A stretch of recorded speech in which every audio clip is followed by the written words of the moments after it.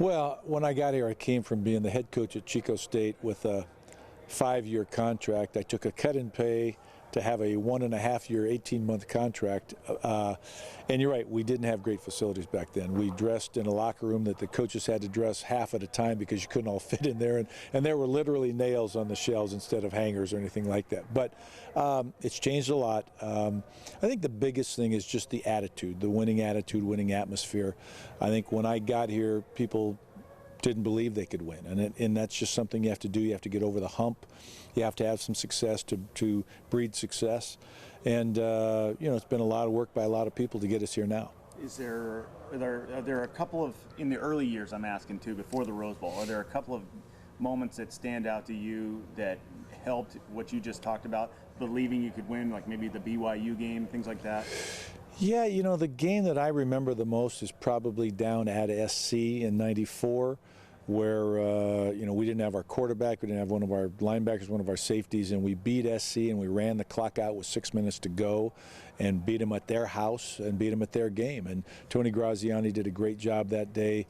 I remember Wilcox got some key passes. The defense, Kenny Wheaton, came up with some huge plays, and that was a win that you remember for a long, long time. And then, you know, there were a couple in the Joey Harrington era, the comebacks at Arizona State, down 14 two different times in the fourth quarter, and to win it in double or triple overtime, whatever it was. You know, if I sat down, I could probably think of them, but there's probably too many. You know, when you have 20-some years of coaching here, there are some great things, and you take away most of the great things. Some of the tough ones were there too, but overall, it's been a lot of fun. Can you maybe recollect for me the conversation with Phil Knight after the Cotton Bowl that I've heard about? I mean, I don't know if I've ever actually talked to you about it personally, but went something along the lines of, what does it take to have this not happen again? No, actually, Phil came up to me at a party after the game, which was a difficult party because I wasn't very happy, and we had a tough day at the office, tough weather day, tough football day. And he said to me, what'll it take to get us to the next level? And I said, an indoor practice facility.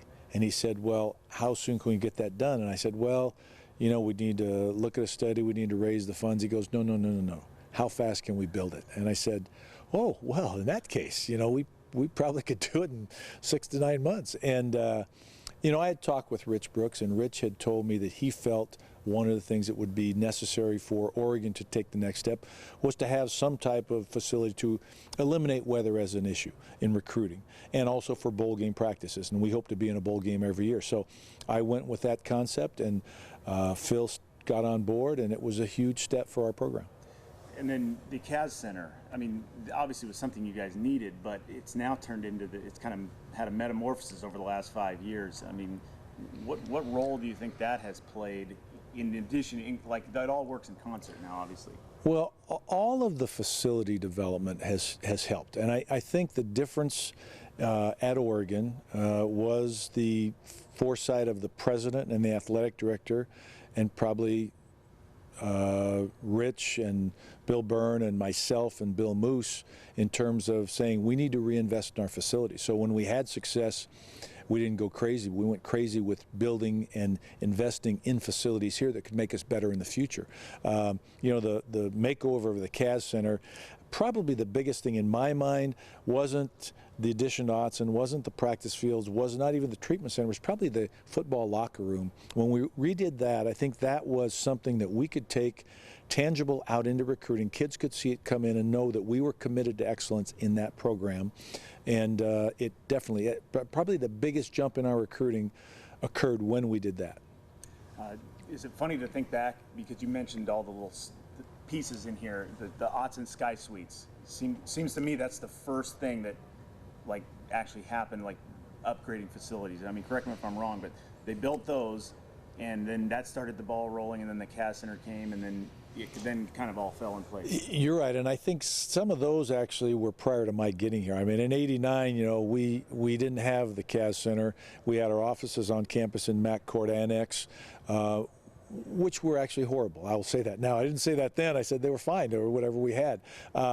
I think they did have the Sky Suites at that time, but certainly the renovation of the building of the CAS Center, and just again a commitment to athletics, to the athletic department, and then following that with the Mashofsky Center, the practice fields, the redoing of the turf, the renovation and expansion of Autzen Stadium. All those things just built one on the other. Then the expansion of the locker room, then the the new treatment center, now the new football building. I mean, all those things are in a continuing development of the university's commitment to excellence. And it's not just for football, because the reality is when you build that football center, you free up 100,000 feet of space for all the other programs here at the university.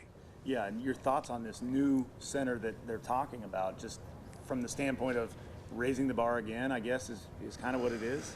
It is, and it's not even raising, well, it's raising the bar here, but it's trying to match the arms race across the nation. We went, I think it was before I retired as head coach, I took Chip with me. We went across the nation and saw 4 or 5 different programs: Oklahoma State, Texas, Florida, and LSU. And those 4 programs were sort of a blueprint for what we're doing in terms of a commitment to efficiency in coaching. Basically, the least time spent getting between a practice field and a locker room and a weight room and that type of thing. Enhanced teaching facilities so that you can be at your very best. And we had to put a plan together, Chip and I, on the way back, and it's going to resemble that to a degree. And certainly it'll be one of the finest facilities in the nation. And that was the next step in terms of teaching facilities and actual occupancy, where each coach is going to have a teaching room, a classroom, so to speak. Now, I know you talk football all the time and you watch a bunch of games. Did you see Auburn this year? I thought you did. Yeah. Did you call one of their... I had Auburn's spring game leading up to this season. I also have seen them on film, obviously, and had a chance to discuss them. They're a great football team. They're a team of destiny, much like Oregon. They have a group of coaches that have done a great job, a group of players that won't quit, that find a way to win, and they have the X factor, and that's Cam Newton. Yeah, I mean, your thoughts on Newton, just from the standpoint of, I think, 48 touchdowns. I mean, that's just a staggering amount of scoring from one guy.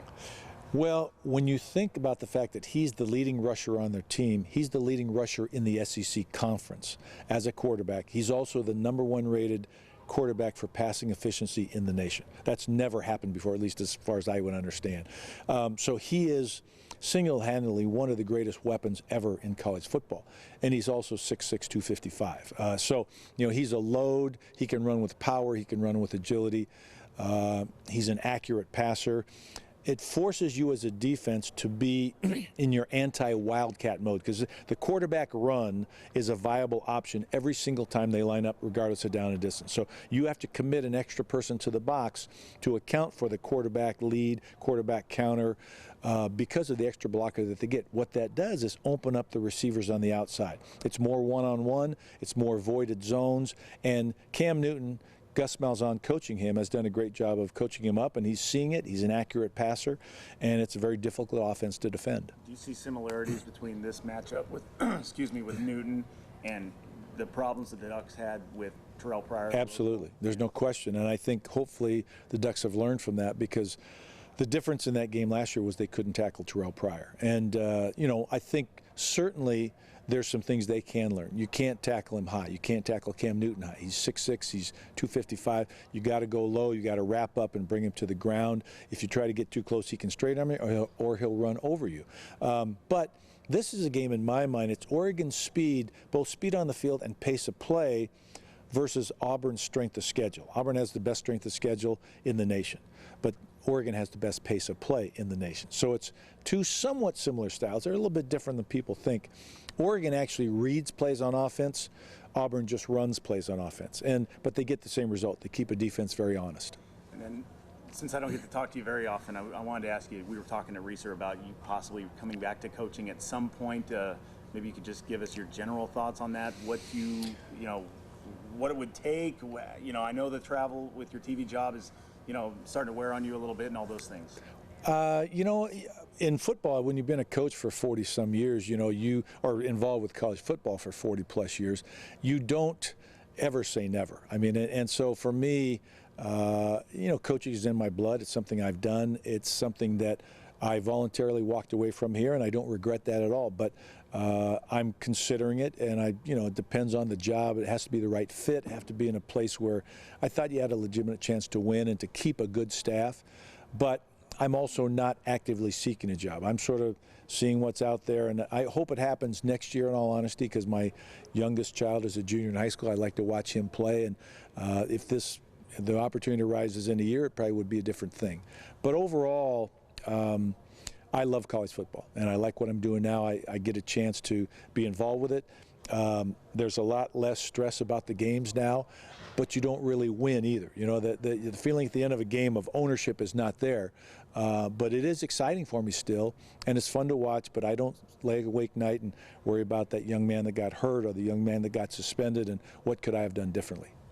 One final thing, your guys, a lot of your guys are on this staff still. Tom Osborne, Nick Aliotti, Gray Wood, I mean, the list goes on. Just how happy are you for those guys because a lot of those guys have had, nomadic existences a little bit. They've moved, they've come back, some of them stayed, but now they're all on the cusp here. I'm very proud, very excited for them. I mean, I think I hired everybody on this staff but Mark Helfrich, and actually he started his college career coaching for me. So it's exciting. I got Nick and Tom and Steve to come back to Oregon, a combination of somewhat recruitment and somewhat taking them back, and I think it's great, and I'm happy for them. I mean, they've done a great job. They deserve all the accolades they're getting. Bringing Chip here, everybody looks at it as a stroke of genius. Now, I thought it was a good move back when he was the offensive coordinator. He's done a tremendous job and deserves every Coach of the Year accolade that he can get. I'm very proud for the staff. I'm happy for them. I'm proud of them. Proud of the players because, 80% of this team is people that I recruited, and I'm glad to see their development and their success because they're a great group of people.